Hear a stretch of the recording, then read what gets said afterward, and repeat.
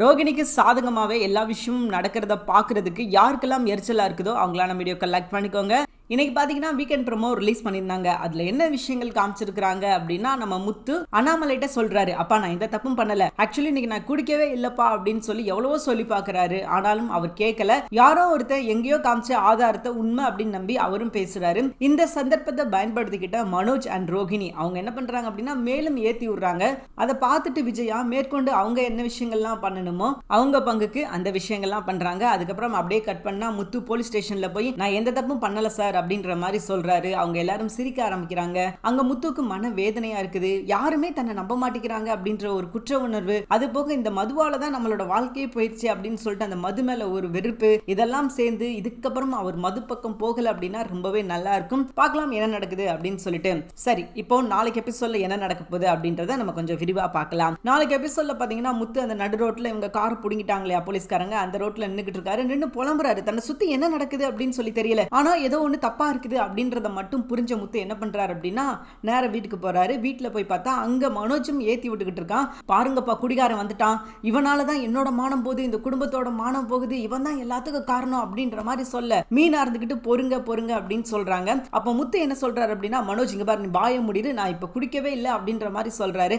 நீ குடிச்சிருக்கிறத நான் வீடியோவே எடுத்து வச்சிருக்கிறேன் அப்படின்ற மாதிரி மனோஜ் சொல்ல இப்ப ரெண்டு பேருக்கும் சின்ன கைகலப்பாகுது.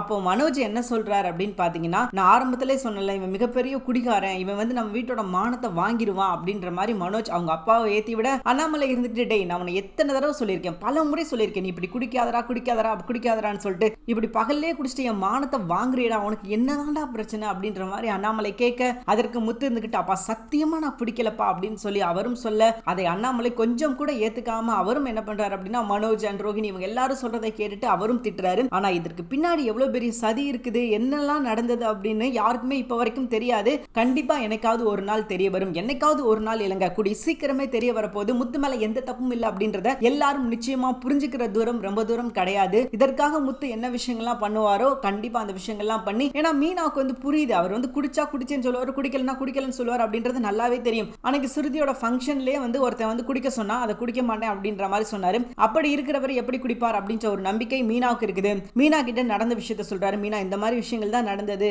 அப்போ யாரோ ஒருத்தன் வேணுக்குமே இந்த விஷயங்கள்லாம் பண்ணியிருக்கான், அது யாரா இருக்கும் அப்படின்றத கண்டுபிடிக்கணும். யாராவது ஒரு குழு சின்ன வந்து இவன் தான் பண்ணியிருப்பான் அப்படின்ற மாதிரி ஏதாவது ஒரு விஷயம் முத்துக்கு மட்டும் தென்பட்டுச்சுங்களோ அதோட சரிங்க, சிட்டியோட நிலைமை அதோ கதி அப்படின்னு சொல்லலாம். சிட்டி தான் இந்த எல்லா விஷயத்துக்கும் காரணம் அப்படின்றது மீனாக்கு இப்ப தெரியாது, கூடிய சீக்கிரமே தெரிய வரப்போது. இவங்க வந்து கண்டுபிடிக்கணும், கண்டுபிடிச்சா மட்டும்தான் உண்மையான குற்றவாளி யார் அப்படின்னு சொல்லி தெரிய வரும். தன்னோட காரை வாங்கலாம் அப்படின்னு சொல்லி போலீஸ் ஸ்டேஷனுக்கு போக அங்க என்ன சொல்றாங்க அப்படின்னா, எப்ப அவனோட லைசன்ஸை கேன்சல் பண்ணணும்ப்பா சொல்லிக்கிட்டு இருக்காங்க, நீ என்ன வந்து கார் கேட்டுக்கிட்டு இருக்க, அதெல்லாம் தர முடியாதுப்பா அப்படின்ற மாதிரி அந்த போலீஸ்காரங்க சொல்ல முத்து ரொம்பவே டென்ஷன் ஆக போலீஸ்காரங்க முத்து போய் டீ வாங்கிட்டு வா அப்படின்ற மாதிரி சொல்றாங்க. டீ வாங்கிட்டுலாம் வந்து கொடுக்குறாரு. நான் குடிக்கல சார், சத்தியமா நான் குடிக்கல அப்படின்னு சொல்லி எவ்வளவு சொல்றாரு. அவங்க எல்லாம் சிரிக்கிறாங்க. குடிகாரன் சொல்றத விடிஞ்சாதான் நம்ப கூடாது, பகல்லே நம்ப கூடாதுன்ற மாதிரி சொல்றான் பாருங்க அப்படின்ற மாதிரி ஏளனமா பேசுறாங்க. கூடிய சீக்கிரமே நம்ம முத்து இந்த பிரச்சனையில இருந்து வெளியே வரணும் அப்படின்றது தான் நம்மளோட ஆசை. தேங்க்யூ ஃபார் வாட்சிங். இந்த வீடியோ உங்களுக்கு பிடிச்சிருந்துச்சுன்னா மறக்காம லைக் பண்ணுங்க. நம்ம சேனல் நீங்க இன்னும் சப்ஸ்கிரைப் பண்ணலையா மறக்காம சப்ஸ்கிரைப் பண்ணுங்க. கூடவே பக்கத்துல இருக்கிற பெல் ஐகானை கிளிக் பண்ணிக்கோங்க. தேங்க்யூ.